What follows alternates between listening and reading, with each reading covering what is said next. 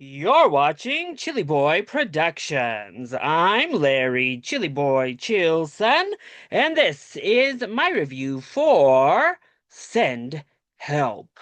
Now, before we get into this review, make sure to go ahead and click that subscribe button down below so that you can chill with me on each and every one of my latest videos. Send Help is a 2026 horror comedy from visionary director Sam Raimi, starring Rachel McAdams and Dylan O'Brien. The film follows a woman and her overbearing boss when they are stranded on a deserted island after a plane crash. They now must overcome past grievances and work together to survive. But ultimately, it's a battle of wits and will on who is coming out alive. So we are getting a new horror comedy from Sam Raimi. How could you not be hyped? I mean, come on. Raimi is back into the genre he helped to make popular. And then you add in Rachel McAdams with Dylan O'Brien? Yeah, I could not wait for Send Help. And I'm so happy to report that it does, in fact, live up to the hype, live up to the expectation, and delivers a fully Sam Raimi experience. I loved Send Help. So let's go ahead and talk about the positives first. Well, I need to kick things off with the maestro himself, Mr. Sam Raimi, because his stamp signature style is all over this film. The cinematography screams a Sam Raimi movie. We have close-ups on faces, on eyeballs.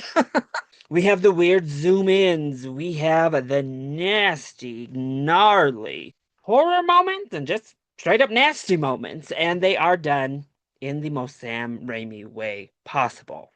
Plus, he's the master at blending horror with comedy, and he does so to perfection yet again. I would say this is maybe more akin to a thriller for a good portion of it rather than a straight up horror movie. But when Raimi gets into his bag in that third act specifically, yeah, this harkens back to some of his best work. But literally, every single aspect of this film just screams Sam Raimi, from this boar scene that happens early on to that aforementioned third act, which is just balls to the wall madness.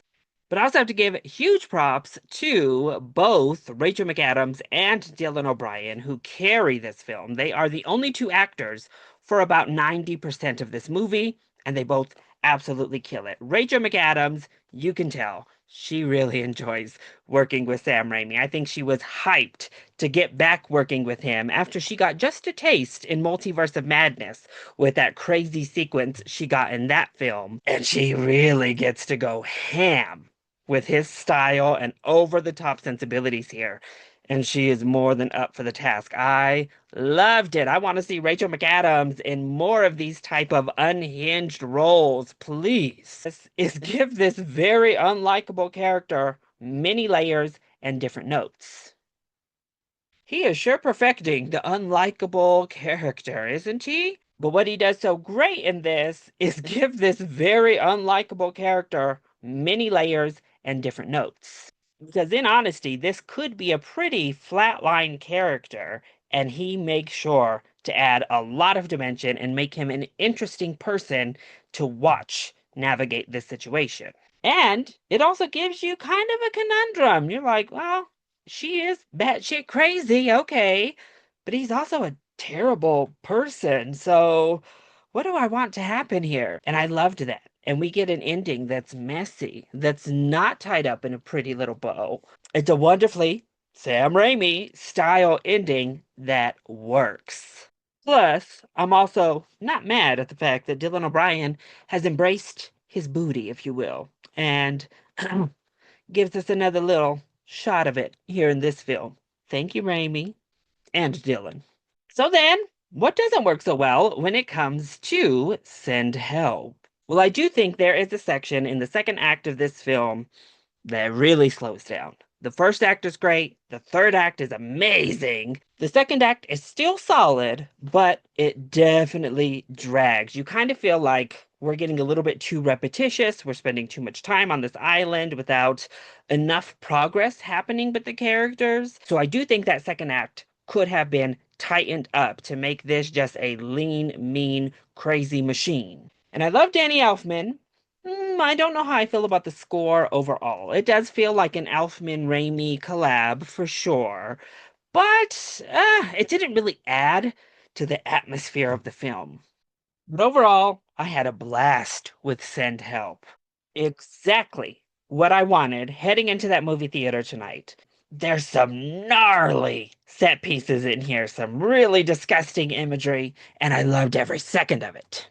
There's a lot of really funny, fun bits that take place throughout. I was consistently laughing, constantly entertained, and was so happy to have a new horror comedy from Sam Raimi himself. Now, my screening was in just a normal 2D format. This is getting a release in 3D alongside the 2D. Sam Raimi loves a good 3D pop out wild moment. I can definitely see where they might have been while watching the film, but I can't attest to how good or not so good the 3D is. But you can check this film out for yourself, which I highly recommend you do, on January 30th when it releases in theaters nationwide.